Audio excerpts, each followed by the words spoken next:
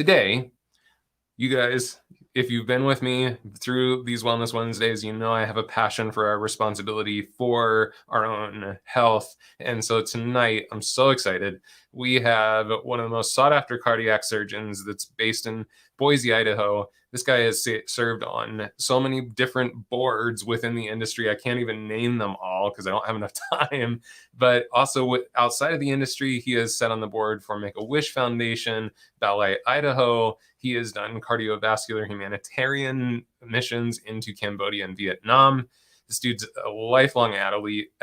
He has also done natural bodybuilding competitions. So as you can hear, he is just a powerhouse of energy. But he channels a lot of this into his passion for shifting our healthcare system back from being a sick care system back to a healthcare system. And he gets to share a lot of that through this incredible podcast that he does called Head to Heart with our good friend Drea Hemmer, who, again, if you've been watching the program, you've seen Drea on here. So please, in the chat, let's welcome my good friend, Dan Noonan. Hi, Dan. Hey, how are you, Andrew? Thanks for having me on. So happy to have you. As you know, this is going to be a really fun conversation because when I was a guest on your podcast, this is a lot of what we talked about too, is our responsibility for our own health and our relationships with doctors and all of that kind of stuff. Just before we get started, though, I would love to ask, what drew you into the healthcare field? Oh, wow. Well, thanks. First of all, hello to everyone, and thanks for taking your time to spend it with us. And thanks, Andrew, for having me. It's so good to see you again. I love making these connections. And you can tell we sort of have this kindred spirit, and that really, it warms my heart, and I guess pun intended, So, I hope I can live up to the billing that you introduced me with. So again, thank you. What drew me to this? Holy moly. It's actually not as great a story as one would hope. I remember in 7th grade, I had a literature teacher ask me, she pulled me aside. We were walking out of class and she said, Dan, you're the smartest kid in this class. At the time I was not, and I'm quite certain of that. I know that, I recall well. And she said, so you have to make a choice. You have to be a doctor or a lawyer. And I thought, well, that seems pretty early, but okay, if you're the teacher telling me that. So I chose doctor. And so mentally I got on this path, and then just it's sort of been on there since 7th grade, Mm-hmm. And you do specifically, in your path is cardiology, right? It is. So cardiology is split up into several different fields. So we have general cardiologists who most folks will see, but then there's also plumbing. And so those are the guys that or the folks, I should say, that come in and treat acute heart attacks, and they put the little stents in arteries. And then there's also the electricians. So those are the plumbers, and I'm an electrician. By an electrician, I put in pacemakers, and we close particular parts of the heart. So we do minimally invasive heart surgeries. And a lot of your guests have probably had things, maybe not a lot of your guests, but some of your guests have had heart rhythm problems. So I'm the guy that you would come see for heart rhythm problems to go fix that surgically. Well, nice. In the kind of conversations leading up to this, and even in your bio, you kind of talk about how like healthcare is become sick care. So, talk to us a little bit about that. What do you mean by like healthcare has kind of become sick care? Yeah, it's well, it sort of is what it is. I think not looking any deeper than that exactly is that when you talk about taking care of healthy people, that's not what we're doing. We are indeed. I feel like it's a vicious feedback circle where folks are getting sicker and sicker, and we're not doing the right things in healthcare to treat folks to prevent that. We're really good at treating illness. Someone gets sick, we're very good at that. I would say we're the best in the world at doing that. But that's not really the question. The question, if it's not being asked, it should be asked, is how do we prevent people from becoming that sick? And even if it's not this big, grandiose sort of terrible thing that needs surgery or transplants or minimally invasive surgeries, whatever. Even if it's just the small things, and in fact, I would argue that those are the things we can prevent even easier, which would go on to prevent the bigger things. And we, as a society, I think, are doing a putrid job at doing that. And myself included in the doctoral world, but also not.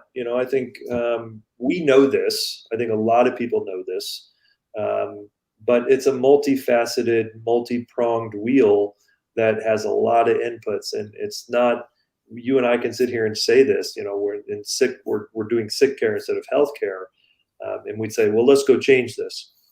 There are so many spokes in the fire that it is a massive paradigm shift that I don't know.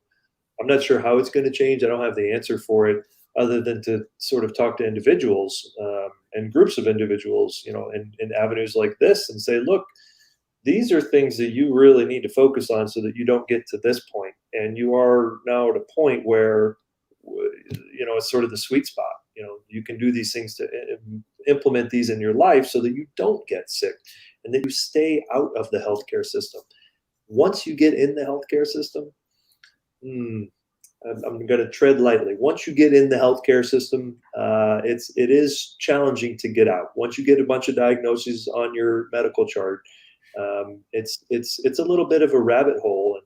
And I wish that weren't the case, but it is the case, and to no one's fault. And I'm not, chastising other doctors or anything like this. It's just, this is part of the thing. So staying out of there, I think, has just utmost importance. Yeah, if that makes sense. And absolutely, and I've seen that myself. And we were kind of talking before the program. One of the things that, like, I know that a lot of us out there that are maybe in like our late 30s into our 40s, maybe even into early 50s, we're seeing a lot of our parents go through this, where they've kind of slipped down that slope, that they're kind of in the healthcare system now. Like, the tipping point happened, and it's almost like now they're like, oh my gosh, how do I get back out of this? And it's really difficult once we've kind of crossed that point. So Shirley mentioned, like, prevention in the US is goofy, and I would tend to agree with you, and I think Dan would probably agree with you. And she said grassroots kind of prevention care ? So I think her question is, like, is that really what we see, is how to keep ourselves out of tipping over and going into that place of relying on, now I need fixed. So what do you feel like, what helps with that? That's going to be a big answer, probably a long-winded answer, again, with sort of a lot of different inputs into it. But yeah, I think starting something like that, whatever the grassroots might entail, but even just, I like to keep things pretty simple. I work in a pretty complex world, and you can get down a rabbit hole pretty fast. And so, everyone who is interested in sort of preventive health and longevity and doing the best thing they can for themselves, for their family, for their society, and owning that, like taking that on and realizing that at the end of the day, a relationship with your doctor is going to be significantly more impactful if indeed you are sort of being an advocate for your own health. Not just an advocate coming in saying, you know what, I demand that this be done. It's taking control of your health. So when you get to the doctor, you can say, hey, look, you know what? I've been intermittent fasting for the last 6 months. I lost 8 pounds. I'm not snoring at night anymore. What do you think, doc? And we just sit back and, our hair's blown back. And we say, that's the sort of advocacy I'd like to see.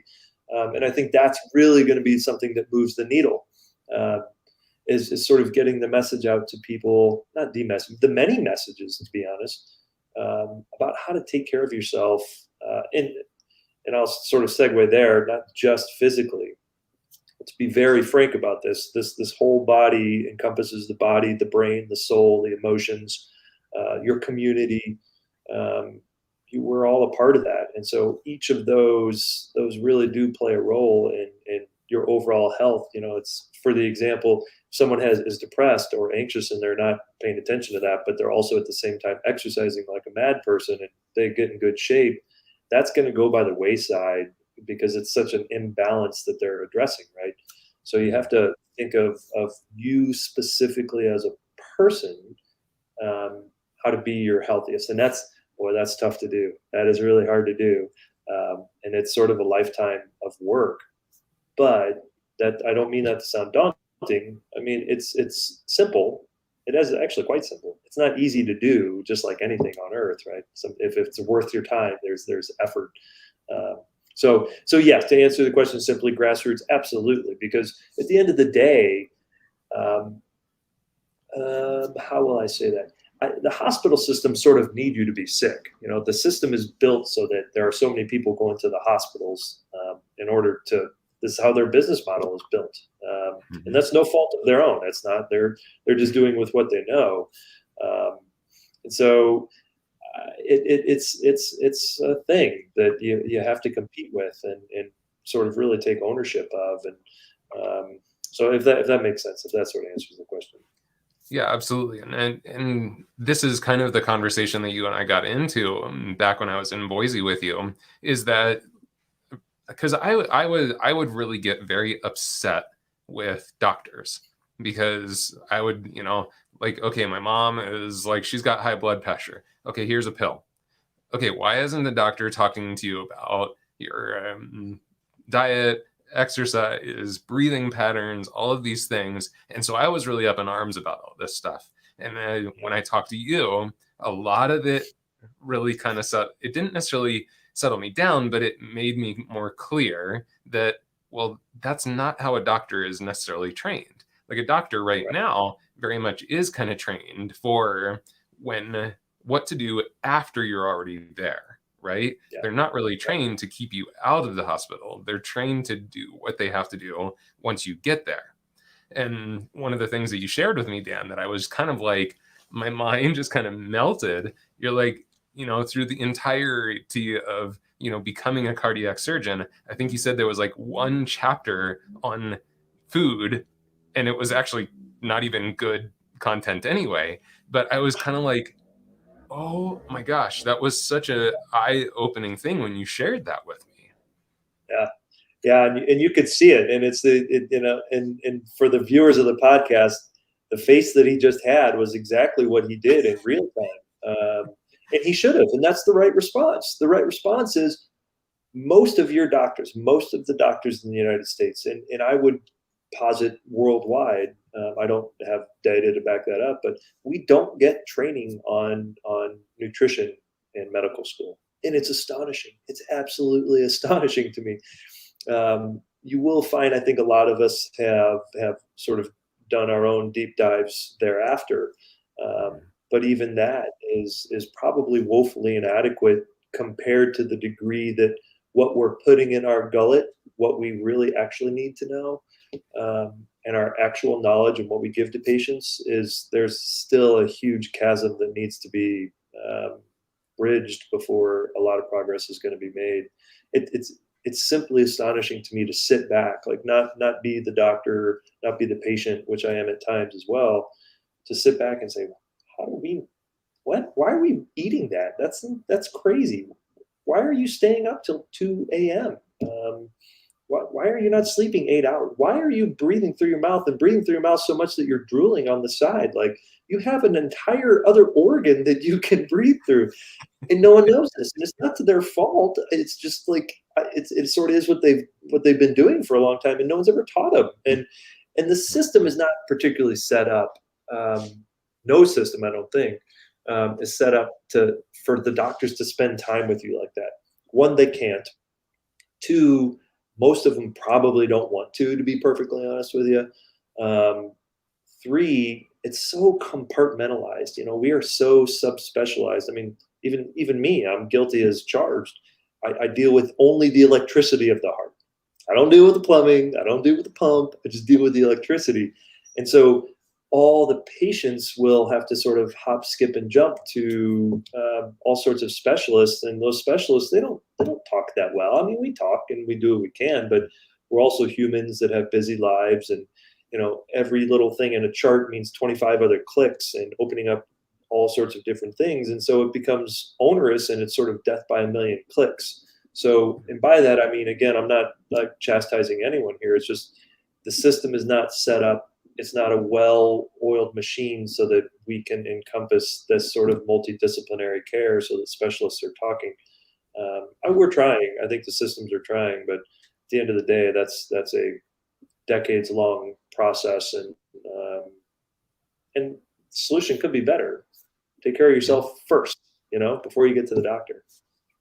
Yeah, absolutely. And, I just want to bring up Julie's comment, because there are other professionals who we can look to that do have the specialized training in those specific areas.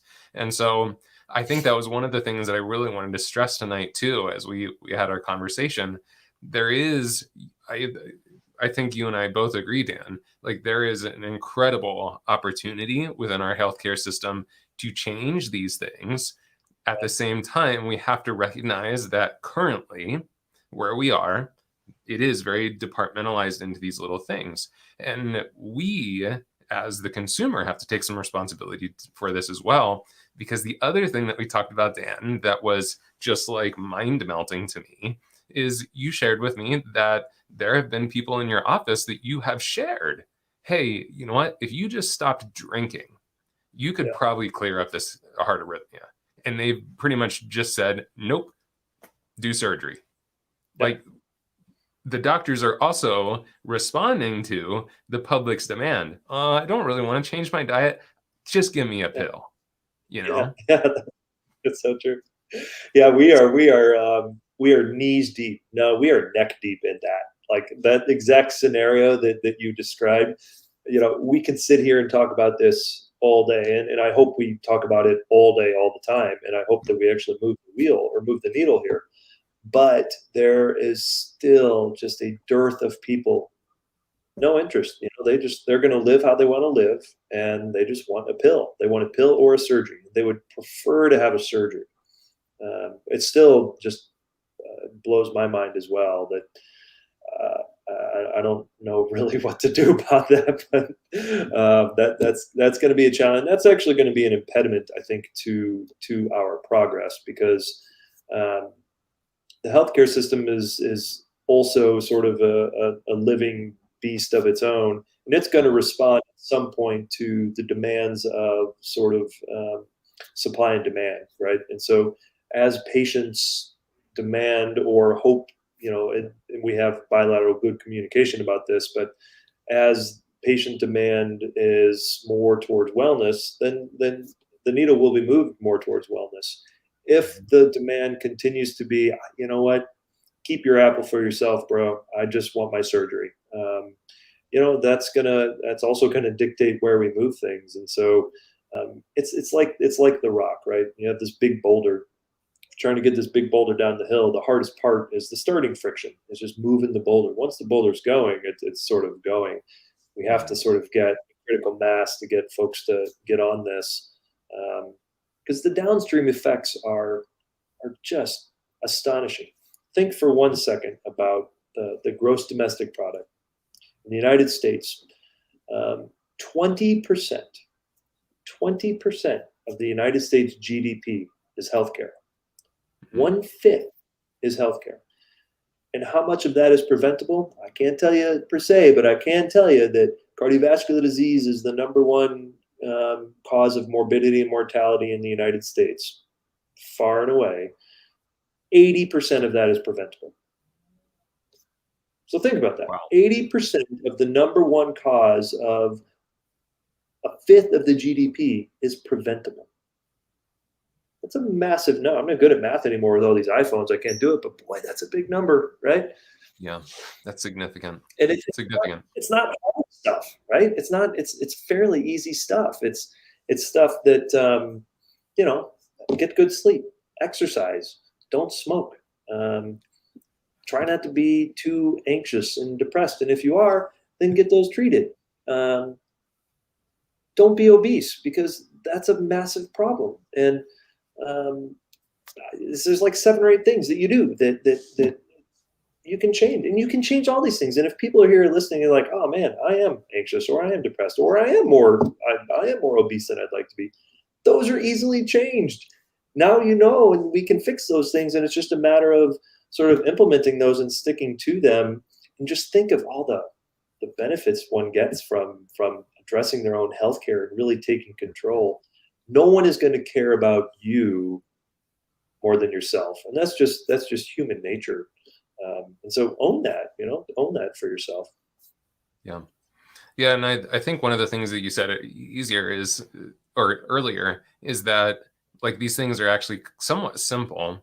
They don't necessarily, that Yeah, doesn't necessarily mean that it's easy from a standpoint of like mentally easy, right? Like I think most of us kind of know what it means to eat clean, shop on the outside of your grocery store. I think if most Americans started to shop just yeah, fresh vegetables, fresh meats, like stay on the outside of the grocery store and don't buy so much stuff in boxes and cans, we would yeah, probably already directly affect that number that you shout out to us. And yeah, most of us know this. What happens up here is the blinder kind of comes on. Well, I'm too busy. I'm too this. I'm too that, which I don't call those excuses. I call them subconscious reasons, because yeah, you're not consciously like saying, no, I don't want to do that. But the subconscious is really good at keeping us stuck where we're at and keeping us comfortable. So if we're yeah, already in those patterns, the subconscious will give us all the reasons in the world to stay within our patterns, because that's what's comfortable. That's what's safe to the subconscious. And so we do have to, a lot of times, get some help with those things. Like, to your point, like, yes, quit smoking. Well, quitting smoking when the body is so deeply addicted, like that's probably going to take you reaching out to someone and saying, hey, I need some support on this. Like that's yeah, really difficult to do by yourself. And so, I can't remember who said it, but there are people out there that we can reach out to. And I think one of the things we have to recognize, and this really goes to the point of, like, we see this a lot in our elders. They were kind of brought up in a society or in a community that it was like the doctor is the end point. That is the end all be all. Like if I go to my family doctor and they don't specifically tell me, hey, here's how to eat healthy, hey, here's breathing exercises to help with your lung capacity, then it doesn't exist. Then it's woo woo fairy dust stuff that, like, yeah, these other people that aren't medical doctors, don't believe them. And the good thing is, I think we're starting to see a shift in that, Dan. Like, I think our generation, the younger generation, are starting to recognize, like, yeah, there are professionals out there that they might not have MD on their name, but are really great at coaching and supporting people through to make changes and healthy changes in their life. And so it seems to me, because I think Katie had mentioned too, like, and I agree with you, Katie. She said that I feel like America has good emergency healthcare. For sure, like Dan said, once you're sick, I feel like we do a pretty damn good job of, like, we got a lot of good tools to like fix you up. So it's like what needs to happen before that point, I think, is the part that we have to personally take responsibility for. yeah. Because you're absolutely right. I couldn't agree more with everything you said. And as I'm reading these comments and sort of trying to coalesce what you were saying as well, these are simple changes. They're not easy, but they are simple. And folks do need coaching. I need coaching. I can tell you, I sit here and read this stuff all the time on my own in my off time, and that takes a tremendous amount of effort. And that's me, as an MD. I know that's going to be significantly more challenging for people. So reaching out and trying to figure these things out, um, absolutely encourage that. And because the doctors most of them don't have the time to be able to address these things adequately. Um, it's unfortunate, but it is what it is. And that's probably not changing anytime soon. You have 15-minute appointments with your doctors, or maybe it's a 30-minute appointment, but the doctor has an agenda, you have an agenda, and oftentimes they don't mismatch. And to no one's fault, I mean, you sort of go in and ask your questions, they ask your questions, and and go on your way, and sort of, again, blindly skip over the real issues. You're sort of putting a band-aid on something. And so yeah, being your own advocate and shopping on the outside of the aisle and actually learning the foods that you should and shouldn't be eating, and what kind of exercise you should be getting, and how much sleep you should be getting, and exactly how you should be breathing. Hey, guess what? We've all been breathing wrong. Everyone's doing it wrong. I mean, and that's just breathing. So there are changes to be made, and I don't say them to be daunting, but they're simple. And boy, think of the empowerment that you can get from learning some of these things and taking care of your own health, and then going to your doctor and saying, "Look what I've done! Look what I've done!" It really it benefits everyone, I think. Yeah, my mom went to her doctor recently, and she was sharing with her because she's been going through some breathwork courses that I teach, and like she's been doing some great stuff for herself. And her doctor was like, "Oh, cool, I've got nothing for you. Like, keep doing it. Like, that's it. Right? Good." Yeah, And yeah. so I think Is your that- doctors would actually be so stoked if you came in and you're like, "Hey, I've been taking some responsibility for it myself." yeah, And I love some of these suggestions in here too. Like Lauren said that they have joined a cooking club to help with making healthy foods. That's fantastic because then you also have a community to help support. You know, apps. Yeah, Tara mentioned a fitness app. Like there are so many resources out there at this point that they're, gosh, it's just like you can. It's so easy now. Like it's so accessible. So if we're not doing it, it's kind of a look inside. Well, what's preventing me from doing that? What's keeping me from it?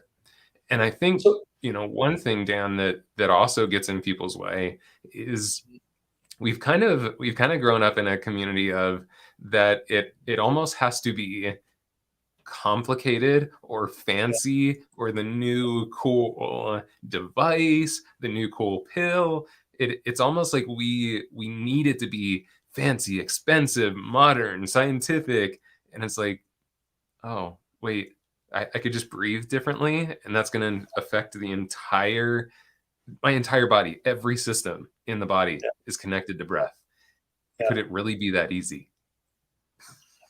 You actually you really do it very nicely, because I guarantee you that that's people are thinking that, like, go through that through their mind. Like, we can't make any changes just by breathing correctly, or just by getting another hour of sleep. I'm not gonna be able to do that. But let me stop you right there. Just like you can, it profoundly can change things. And at the end of the day, you know, this is your gizmo. Like this is the most impressive gizmo anywhere. And in fact, I have this great app. I don't get paid by these guys. I downloaded it because I really like it. But it's called Facts, and I get these facts every day. One of the facts I had yesterday was your brain is faster and more powerful than the fastest and most powerful supercomputer ever made. Your brain. It's just sitting right there. It's in there. I mean, it's that we can use this. We're not utilizing it. I think we get caught in so many different ruts, and sort of down talk yourself about what you're capable of doing, or sort of, everyone gets down the foxhole too much, and sort of feel like they can't get out, or it's too much information, or you get stuck in the Google webs, and Yeah. you're on the internet for 4 hours and you have no idea what's real, what's fake, what's up, what's down, what's sideways, and that's hard. I mean, that's challenging. Um, but do you remember the old KISS thing? Keep it simple, stupid. This is one of those things. This is the keep it simple, stupid, right? There's a couple of things we need to take care of. You need to take care of your body, and that's a whole topic. We can talk about that. You need to take care of your emotions. You need to take care of your mental state, your soul. You need to be able to take care of your family. Um, Mhm. you need to be able to be part of your community, and you need to have goals, right? You need to have something that you're sort of working towards, not always defined, but sort of a general direction one way. Um, and those are really sort of ticking the boxes of what it is, I think, to be the healthiest that you can be. Because all I think the forces, this is going to sound a little sort of fairy dusty, but like the forces of the capitalistic world in the United States, most of them aren't here for your benefit. Most of them are here so that they can make their money and sell their products. And I have no qualms with that.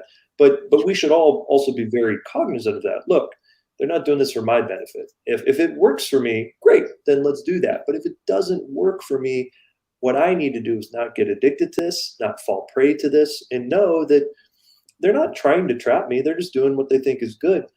But there's a trap there. There's a trap in all this stuff. And um, far too often we get in these ruts, I would say, whether it's cognitive, whether it's physical, and we don't think about things anymore. We're just sort of on autopilot, you know? And so just asking yourself and just being, Dre and I talk about this in the show, just being curious about stopping and saying, whoa, whoa, whoa, why am I doing this? Like, why do you want to come home? Why am I pouring a glass of wine at 5:30 when I'm not even really thirsty? It's bottles of wine there. I'm just pouring it. It's just what you do, right? But once you stop and say, well, why am I doing that? Or why did I tell someone I was available when I wasn't available? Like, my plate is so full. Why did I say, yeah, I can do that? Because you're only hurting yourself. So I think, again, sort of bringing that full circle back and just being your own advocate, and whatever that means with your doctor or even in your community and your life. I think that goes so far. Yeah, absolutely. What are some of the things you do for yourself? So a lot. I won't bore everyone with those, but one, I read a lot. So I'll read. I don't read like what is it? Fiction is fake, right? So I don't read fiction books. I sort of read to learn stuff, and so I'll read a lot, and then I get down a research rabbit hole like anyone else, and so um, a lot of reading about stuff that I need to learn about. I like to journal, and I've also gotten a schedule, like the good old fashioned, paper and pen to sort of keep things on track. There's some things I read every single morning before I go anywhere, before I get out of bed. There's some things I'll do before I even look at my phone. Sort of plot out my top couple priorities of the day. Although, let me be very clear, I don't think the word priorities should be pluralized. It's a singular word. You have one priority, whatever that is, that should get done. Everything else is sort of icing on the cake. So, those things, there's things that you have to have in your day, right? I know that if I don't get a workout in, I'm not going to be happy. I'm probably going to be a little on edge. So I have to get a workout in. I know that if I have 2 glasses of wine, I'm not going to feel as good the next day. And so sometimes I just have to say, stop. I know if I smell those French fries walking by the cafeteria, I got to plug my nose and not breathe through my nose at that time. I won't be able to say no. So it's sort of being cognizant of knowing your pitfalls, which I think is a big deal because everyone's pitfalls are different. Mm-hmm. And also, not being too hard on yourself for not being exactly what you wanted that day, or not being what you wanted that year. What if, don't be so hard on yourself. You're doing fine. Things are okay. And just try to be 1% better every day. If you can be 1% better every day, you know what? Things are going to be A-okay. And that's achievable. It's actionable. And it doesn't limit you to anything. It doesn't sort of dial in and say, hey, you have to be 1% better at this and 2% better at this. Just be 1% better, and every day you're progressing, because this thing is a marathon. This is not a sprint, Yeah. And oftentimes I think folks will get too sort of narrow visioned about, okay, 6 months I'm going to lose 10% body fat and I'm going to do X, Y, Z, and then they achieve it, and then everyone knows the story there, and then it all comes back, and sort of this yo-yo thing. Don't make it that. This is a lifetime thing, with lifetime benefits, and so don't be hard on yourself. And remember, everyone sort of falls off the wagon, and that's good. You should fall off the wagon. Like, who's going to be perfect from here ad infinitum? You want to Yeah. see your mistakes, because honestly, that's where you grow the most. You can sort of treat yourself like the victim, or you can treat yourself like the victor. And if you treat yourself like the victor, I think you're going to be much more happy with your outcome and more proud of yourself and sort of more engaged in how you can improve in whatever facet that you're talking about at the time. Yeah, absolutely. And Shirley, I love that you popped this in there. Make it fun, explore what works. Because I think that that's kind of the point that Dan's trying to make too, is like if everything's this kind of really hard specific goal, like I have to hit this weight, I have to have this percentage of body fat, one or two things happen, right, Dan? Like one, very often you don't hit it, and then you're completely destroyed, and you think you're a failure, and you think you're lazy because you didn't hit your goal, or you hit the goal and you say, "Goal achieved." Yeah, So if you exactly. think about it more as this, like, no, this is part of life. I get to explore. And I love just even the point of, hey, if I have two glasses of wine, I know that I don't feel as good the next day. So make that part of the exploration and be okay with the fact that, like, all right, last night I had one extra glass. And so I recognize, how do I feel today? Do I like feeling like this? Is feeling like this worth the choice that I made? And don't make it guilty. Don't make it heavy. Don't make it, these like heavy things. Just keep exploring, keep having Yeah, fun with it and trying new things. And that will keep us moving forward. It's these hard goals, man. I think yeah, these hard goals, perfectionistic mindsets, that's yeah, what really keeps us from taking the steps. I think honestly, most of us, if it was as simple as, hey, for the next week, just try eating more vegetables. That's it. Don't make a goal. Don't make a commitment. Stay away from that. Just yeah, say, I'm going to see what it feels like to eat more vegetables this next week. And yeah, that's it. You don't have to prove anything. You don't have to like make it a commitment that the rest of your life you're on a Mediterranean diet. Just try it. yeah. See what happens. See what it feels like. Because guess what? When it starts feeling good, you're probably going to want to do more of it. Yeah, yeah, yeah. It turns out that part of your brain, it really tells you you want more of this stuff. The brain is it's so interesting to me. It makes me think I wish I would have been a neurologist at some point or a psychiatrist. But in order to to make things or have things make sense, we compartmentalize them, right? And so, Mhm. on the heels of what you were saying, I think folks are, I'm a vegetarian or I'm a vegan or whatever it is. But you don't need to do that. You don't need to define yourself. Be an experiencer. Go out and experience things, and you know what? Fail every time. Fail a billion times because you're going to learn more from failure than you are from your successes, right? And, we've already talked about this. Your successes, you're going to reach this goal, and unless you're one of the rare few who can just keep sort of adding on to those successes, you're probably it's going to go down at some point. And so, and that's not to steer from having a goal. I think goals are actually really important. Sure. But just like you said, just try things and experience it, and be open to it. And you're not failing. You're doing exactly what the Buddha said. The Buddha said, "Don't take my word for it. Go out and do it." And Mhm. we both agree that that's the thing to do, whatever that might be in your life. So, kind of start to wrap up your question. As a doctor, what would you hope that the relationship would be with patient? Like, where and how would you like that relationship to look? Mm. Um, honestly, I would like to be a coach on someone's journey. Mm, Um, I think that we've grown up with this sort of paternalistic, I'm the doctor, this is what you should do. And don't get me wrong, sometimes that's okay. And that's sometimes people need that. Sometimes people want that. But I think there is a paradigm shift in America, probably worldwide, where people are becoming more knowledgeable and they have good questions to ask their doctors, and oftentimes we don't know. And so, if I'm a coach, I can tell you, look, I don't know the answer. I'm not sure. I can sort of help guide you, but having sort of a team mindset or or framework, I think is going to be really important. The problem with that is the infrastructure of that. The infrastructure is going to have to change. So I can sit here and say this until I'm blue in the face that I would love that, and I would love that. I wish you and I had this conversation right now, and I can help you make a decision, and then you make the decision. And if you're making a bad decision, I'm going to say, oh, yeah, that's not the one. And oftentimes that does happen.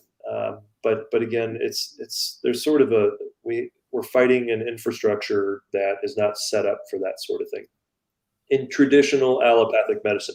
Now, there are medicines that I think do a much better job with spending time with patients and looking at all of the potential solutions, all the potential problems. You talk about holistic medicine, and you talk about functional medicine and lifestyle medicine. And I am a huge advocate of those.